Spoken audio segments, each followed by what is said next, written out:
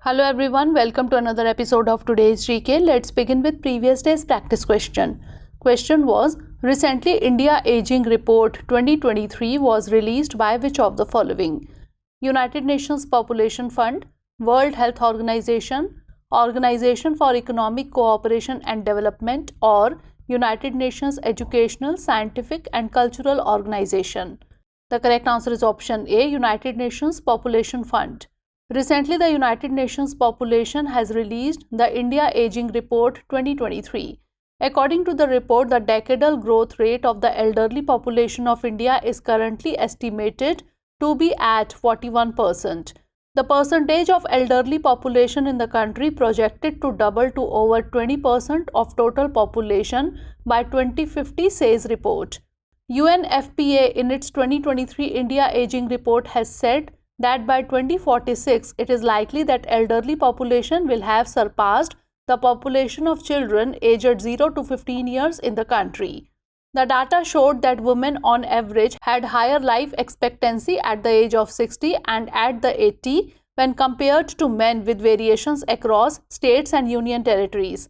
Therefore, option A is the correct answer. Now let's begin today's session. First question is, consider the following statements regarding the Conacarpus tree recently seen in the news. 1. It is an invasive mangrove species. 2. It flowers in summer and spread pollen in nearby areas. 3. It is native to Gujarat in India.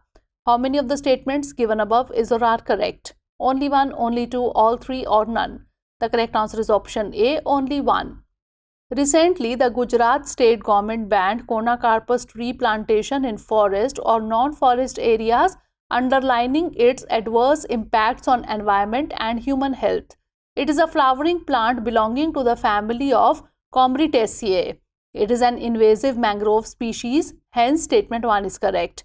The trees of this species flower in winter and spread pollen in nearby areas, hence statement 2 is not correct.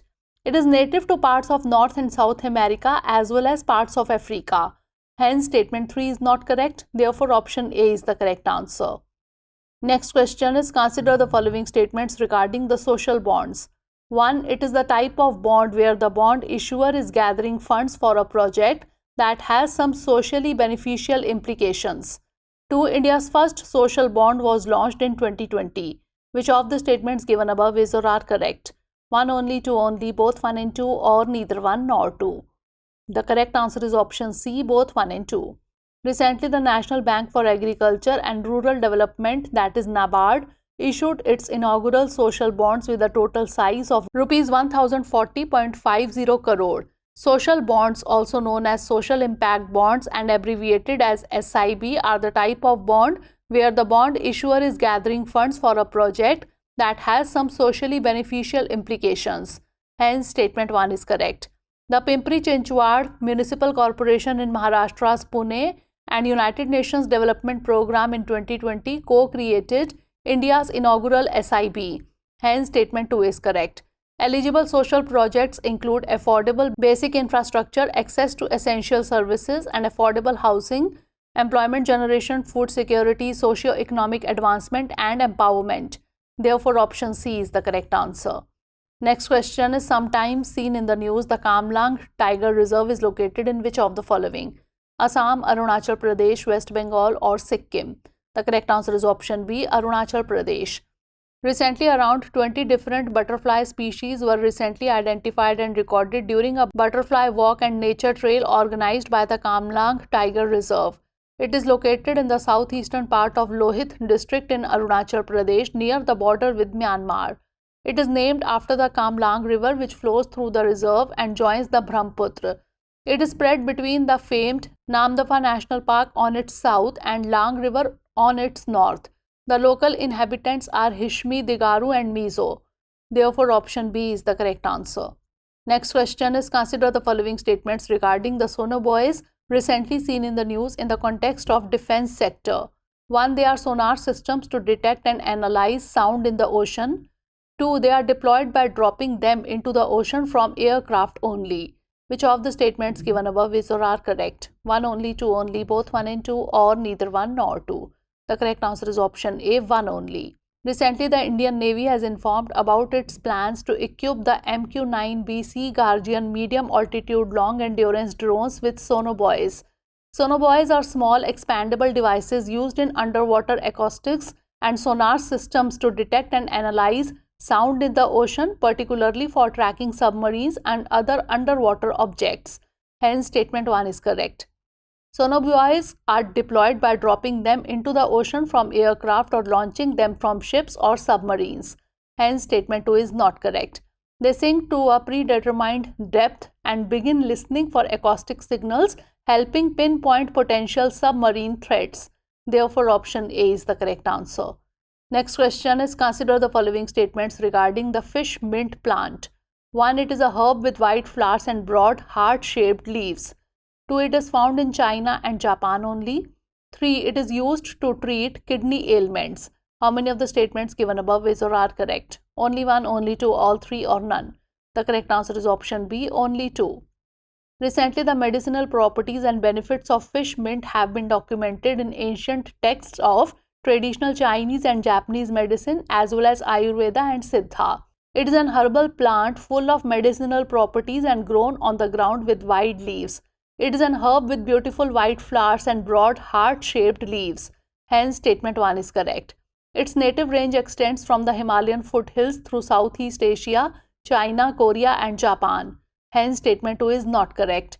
It is used to treat digestive issues, insect bites, fevers, coughs, influenza, kidney ailments, and a host of other ailments. Hence, statement 3 is correct. Therefore, option B is the correct answer. Next question is, what is the IUCN status of the Indian pangolin sometimes seen in the news? Endangered, critically endangered, extinct, or vulnerable? The correct answer is option A, endangered. Recently, the scientists have discovered a new species of pangolins named Mysteria. The newly identified pangolin species emerged from a detailed study of scales seized in China's Yunnan province in 2015 and 2019. This new species is believed to have diverged from its Philippine and Malayan relatives approximately 5 million years ago. All pangolin species are listed on the IUCN Red List of Threatened Species. The Indian pangolin, also called thick-tailed pangolin, is classified as endangered under the IUCN Red List. Therefore, option A is the correct answer. Next question is, consider the following statements regarding National Intelligence Grid or NATGRID. 1. It comes under the Ministry of Home Affairs. 2. It maintains a repository of intelligence databases. Which of the statements given above is or are correct? 1 only, 2 only, both 1 and 2, or neither 1 nor 2? The correct answer is option C, both 1 and 2. Recently, the central government extended the tenure of senior bureaucrat Piyush Goyal as the Chief Executive Officer of National Intelligence Grid. It is conceptualized as a seamless and secure database for information on terrorist, economic crimes, and similar incidents to help bolster India's capabilities. NATGRID was set up as an attached office of the Ministry of Home Affairs with effect from December 1, 2010. Hence, statement 1 is correct. It has been mandated to maintain a repository of intelligence databases. It works as an integrated intelligence grid that connects databases of core security agencies of the Government of India. Therefore, option C is the correct answer.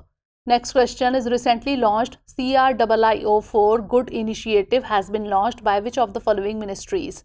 Ministry of Law and Justice, Ministry of Finance, Ministry of Information and Broadcasting, or Ministry of Education? The correct answer is option D, Ministry of Education. Recently, the Union Minister for Education and Skill Development and Entrepreneurship, Dharmendra Pradhan, unveiled a new online life skills learning module called CRIIO for Good.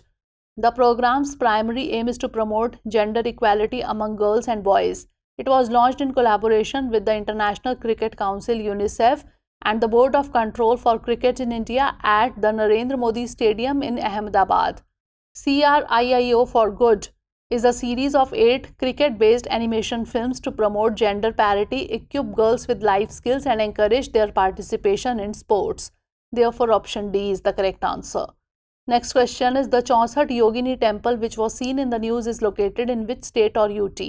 Madhya Pradesh, Rajasthan, Uttar Pradesh or Odisha? The correct answer is option A, Madhya Pradesh. Recently, the Chausath Yogini temple was seen in the news, which is believed to be the inspiration behind the old Parliament building of India. The Chausath Yogini temple is in Mitauli village in Morena district, 40 kilometers from Gwalior in Madhya Pradesh.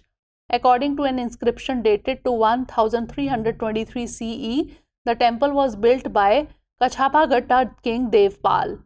It is also known as 𝐃𝐫𝐢𝐬𝐡𝐭𝐢 temple. Therefore, option A is the correct answer.